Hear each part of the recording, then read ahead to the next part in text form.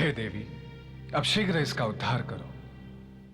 जीवन भर इसने हमारा शत्रु भाव से भजन किया है, अतः आज से ही हम मूर के नाम से मुरारी कहे जाएंगे। इस प्रकार ये अजर अमर हो जाएगा।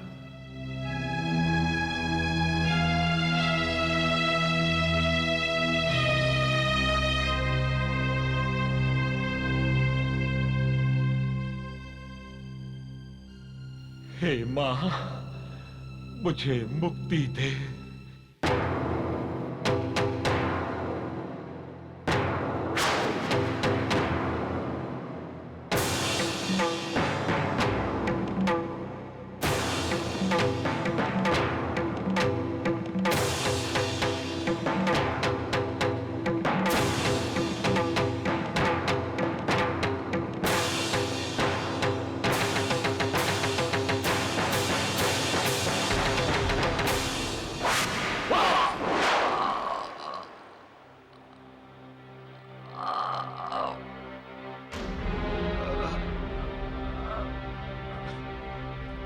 जय महालक्ष्मी।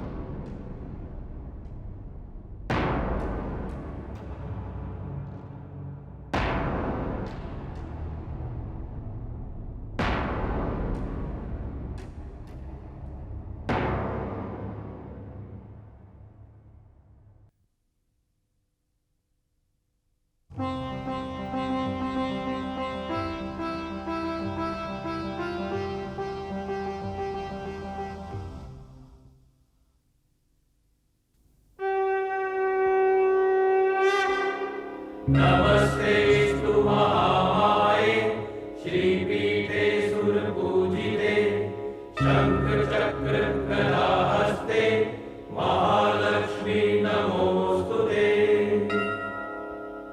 नमस्ते गरुडारूढे कोलासुर भयंकरी सर्व पाप हरे देवी महालक्ष्मी नमोस्तुते। सर्वज्ञे सर्ववरदे सर्वदुष्ट भयंकरी सर्वदुःख हरे देवी महालक्ष्मी नमोस्तुते। सिद्धि बुद्धि प्रदे देवी भुक्ति मुक्ति प्रदायिनी मंत्रमूर्ते सदा देवी आद्य शक्ति महेश्वरी। आद्यंत रहिते देवी आद्य शक्ति महेश्वरी योग जे योग संभूते महालक्ष्मी नमोस्तुते। स्थूल सूक्ष्म महारौद्रे महाशक्ति महोदरे महापाप हरे देवी महालक्ष्मी नमोस्तुते। पद्मासन स्थिते देवी परब्रह्म स्वरूपिणी परमेशी जगन्मातर महालक्ष्मी नमोस्तुते। श्वेतांबर धरे देवी नानालंकार भूषिते जगत्स्थिते जगन्मातर महालक्ष्मी नमोस्तुते।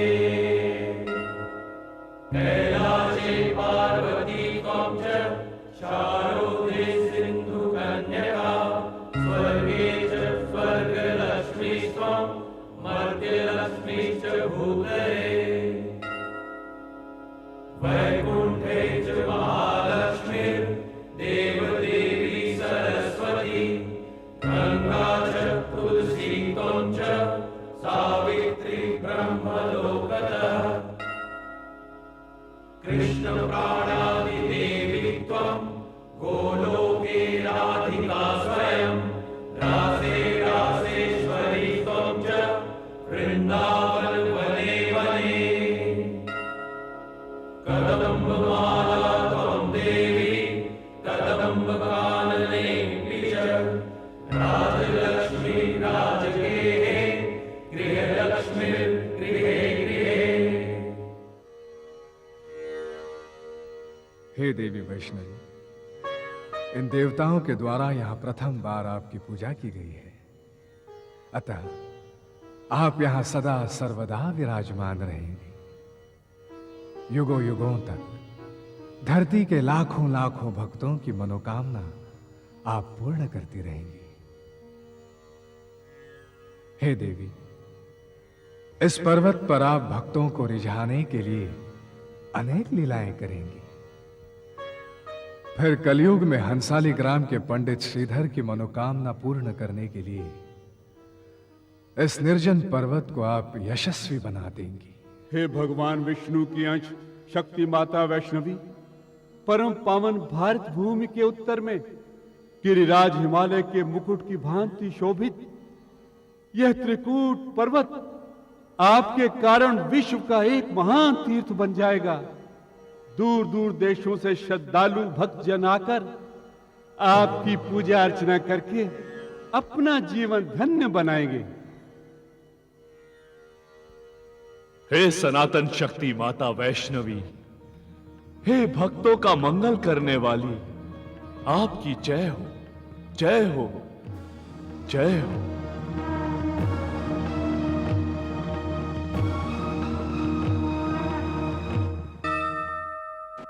प्रिय भक्तों, माता वैष्णो देवी की कथा में आप सबने मूर राक्षस का प्रसंग सुना।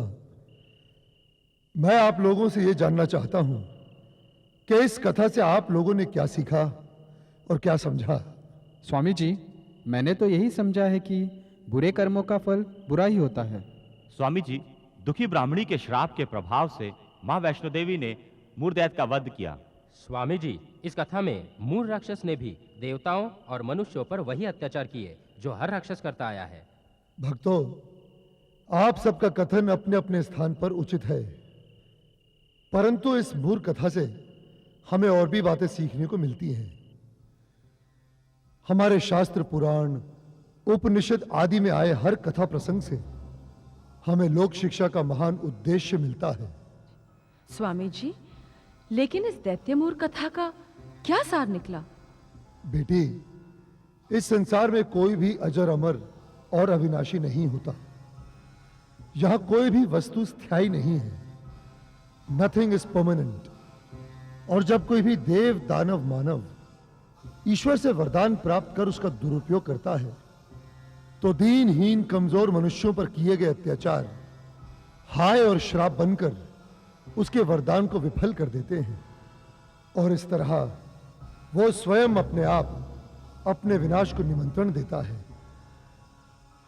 भक्तों, तपस्या, पुरुषार्थ, देव कृपा से मिले वरदान को मां जगदंबा का प्रसाद मानकर उसका उपयोग लोक सेवा और लोक हित में करना चाहिए।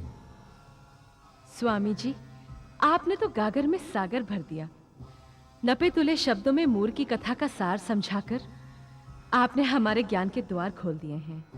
स्वामी जी, मेरे मन में एक शंका है। महिषासुर ने इतनी कठोर तपस्या की, फिर भी उसे अमृतत्व का वरदान क्यों नहीं मिला? वत्स, इस संसार में, इस सृष्टि में ईश्वर के अतिरिक्त कोई भी वस्तु स्थायी नहीं है, अटल नहीं है, अमर नहीं है। महिषासुर इन्हीं नियमों के विरुद्ध ब्रह्मा जी से वरदान मांग रहा था। ब्रह्मा जी ये जानते थे कि महिषासुर असुर होने के कारण तामसिक प्रवृत्ति का है, उसके रोम रोम में प्रतिशोध, हिंसा और अत्याचार के भाव भरे हुए हैं। इसीलिए ब्रह्मा जी ने उसकी बुद्धि भ्रमित करते हुए उसे स्वयं ही अपनी मृत्यु का आधार निश्चित करने के लिए कहा। स्वामी जी, महिषासुर तो इतना बुद्धिमान था कि उसने अपनी मृत्यु ब्रह्मा, विष्णु, महेश, देव, दानव, मानव, दिक्पाल, लोकपाल, यक्ष, गंधर्व, नाग, किन्नर आदि किसी के भी हाथों ना हो, यह वरदान मांग लिया। उसने किसी को भी नहीं छोड़ा। पर वो नारी को क्यों भूल गया और एक साधारण नारी के हाथों मरना उसने क्यों स्वीकार किया?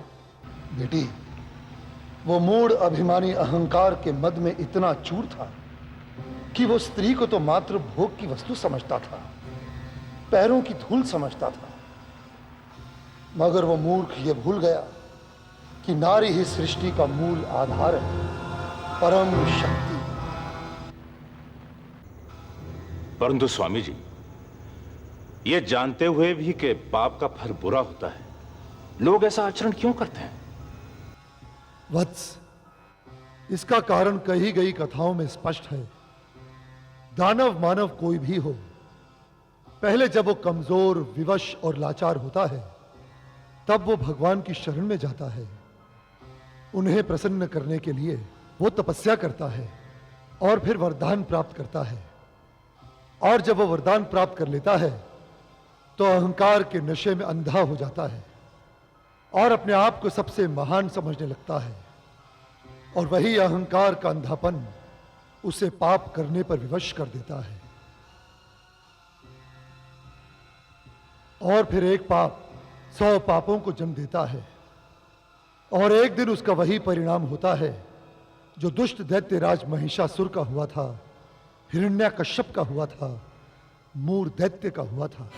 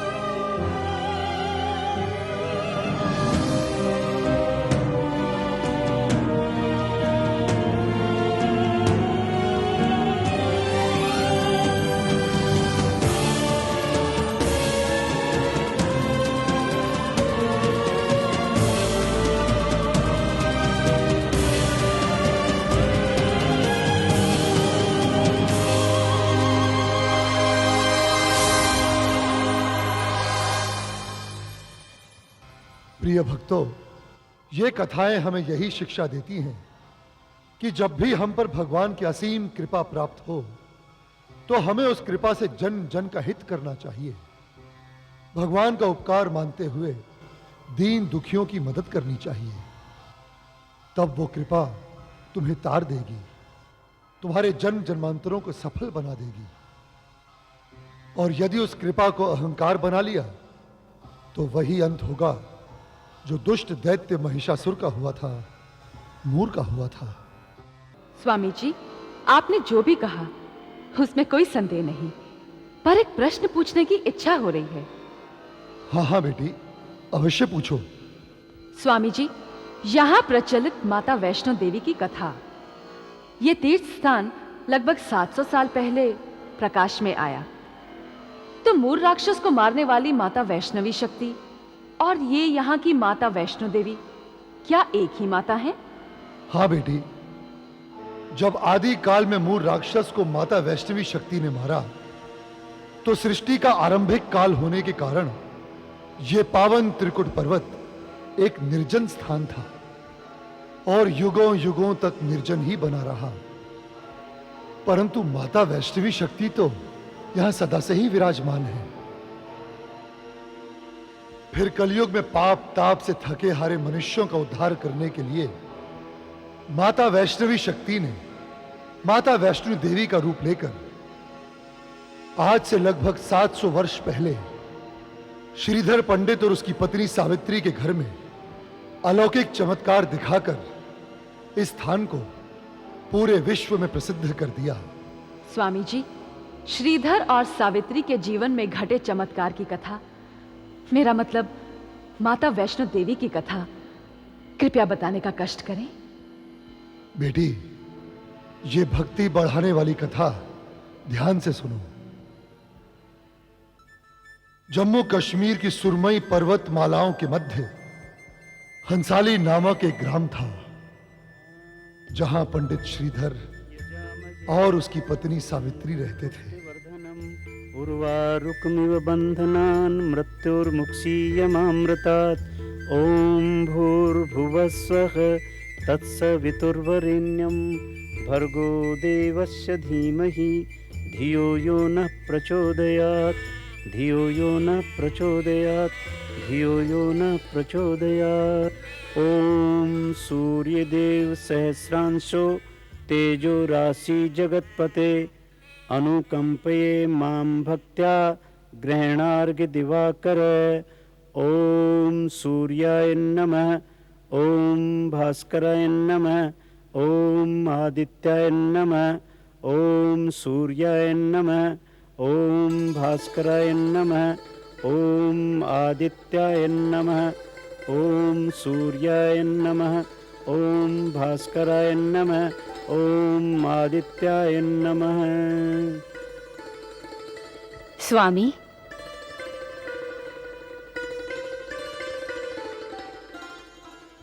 उठो सावित्री। प्राणनाथ, आपके लिए जलपान की व्यवस्था कर दी है। गौ पूजन के बाद जलपान करना ना भूलें। भाग्यवान, हमारा विवाह हुए 12 वर्ष बीत गए हैं, लेकिन एक दिन भी ऐसा नहीं बीता जब पनघट पर जाने से पहले बच्चों की तरह तुमने हमें यह पाठ ना पढ़ाया हो।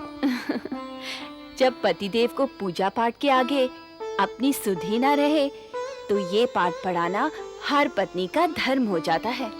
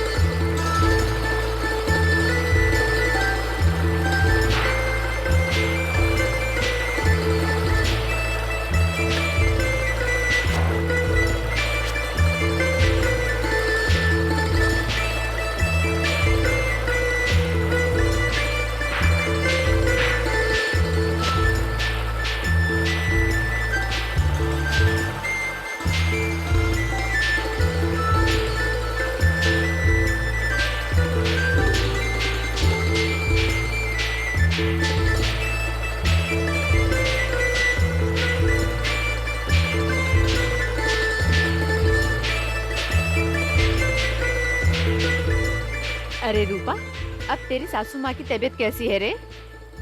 माता की कृपा से वैद्य जी की दवा ने जादू का असर किया है। अब तो एकदम से ठीक हो गई हैं। अरे वो तो पनघट पे आने की जिद कर रही थी, वो तो मैंने ही मना कर दिया। अरे रूपा, एक बात बोलूं? हाँ हाँ बोल ना। रूपा, धीरे धीरे अपने सारे काम का बोझ अपने सास ननद के ऊपर डालना शुरू कर दे। तू गर्भवती है, इतना सारा काम, इतना बोझा उठाना तेरे लिए ठीक नहीं, और तेरे होने वाले बच्चे के लिए भी ठीक नहीं है। अच्छा, अब मैं चलती हूँ, मुन्ने को पाठशाला भी तो भेजना है।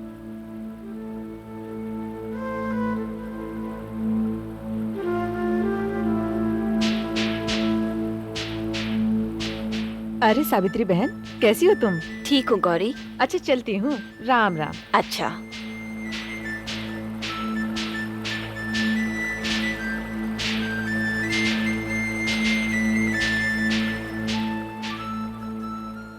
कैसी हो रूपा? माता की कृपा है।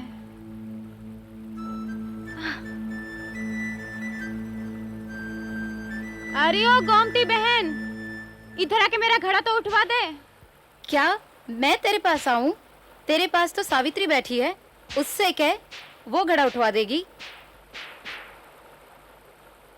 अरे ओ बिमला, जरा इधर आके मेरा घड़ा तो उठवा दे।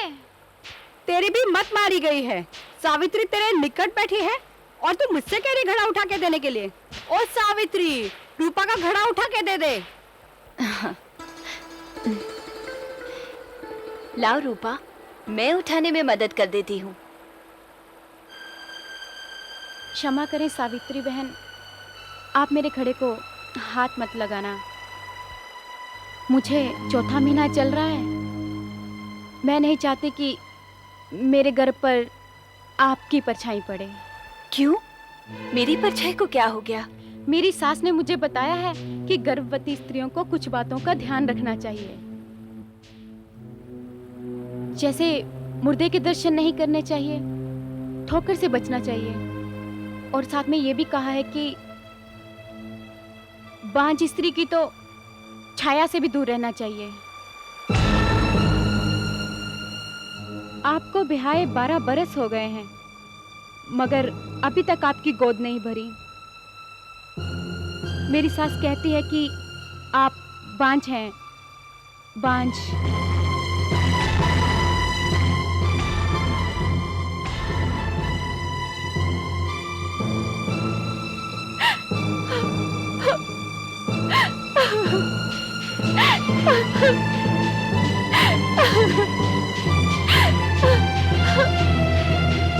नमो दिव्ये महादेव्ये शिवाये सत्तं नमः। नमः प्रकृते भद्राये नियतः प्रणतः स्मृतां। रुद्राये नमो नित्याये गौर्ये धात्रे नमो नमः। ज्योत्स्नाय चेन्दुरूपिण्ये सुखाये सततं नमः। कल्याणे प्रणतां वृद्धे सिद्धेर्कुर्मो नमः नमः। नैऋत्रे भूव्रतां लक्ष्मी सर्वान्नेते नमो नमः। दुर्गाये दुर्गपाराये साराये सर्वकारिण्ये ख्यात्ये तथैव कृष्णाये धूम्राये सततं नमः। श्रुति सौम्याति रुद्राये।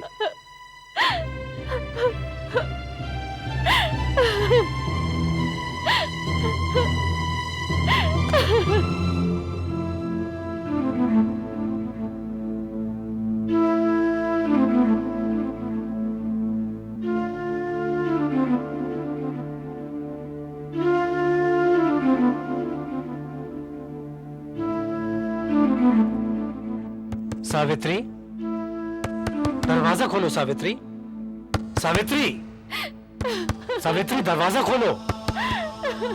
सावित्री दरवाजा खोलो। सावित्री, क्या हुआ? सावित्री दरवाजा खोलो।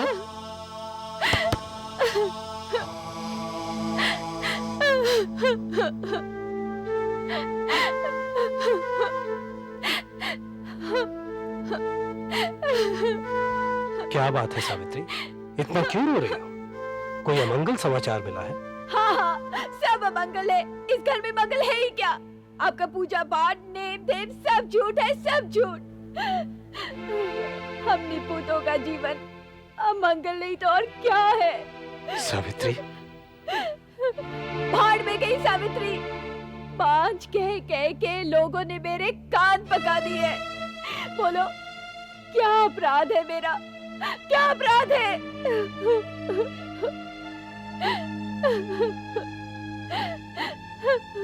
इसमें तुम्हारा कोई अपराध नहीं सावित्री, ये तो बस भाग्य का खेल है। सावित्री, तुम इस अभिशाप के नाम पर रो तो लेती हो, पर मैं अभागा तो रो भी नहीं सकता। परदेश जाने वाले लोग मुझे देखकर मार्ग बदल लेते हैं, जैसे किसी बिल्ली ने मार्ग काटा हो। कल ही की तो बात है, नए दूल्हा दुल्हन आ रहे थे। लोगों ने मुझे अपशगुन समझकर मार्ग से हटा दिया। क्या क्या नहीं होता मेरे साथ।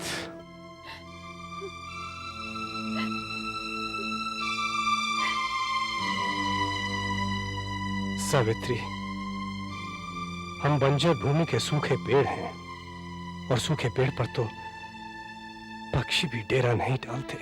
इतने पोथी पत्रे पढ़ते हो, बड़े शास्त्री बने फिरते हो, क्या आपके ग्रंथों में इस अभिशाप का कोई उपाय नहीं? तो जला दो इन्हें, फाड़ डालो, नदी में बहा दो। ऐसा नहीं कहते सावित्री, यह सदग्रंथ है और ये यही कहते हैं, जैसा बोया है वैसा ही काटोगे। ये सब कर्मों का फल है सावित्री।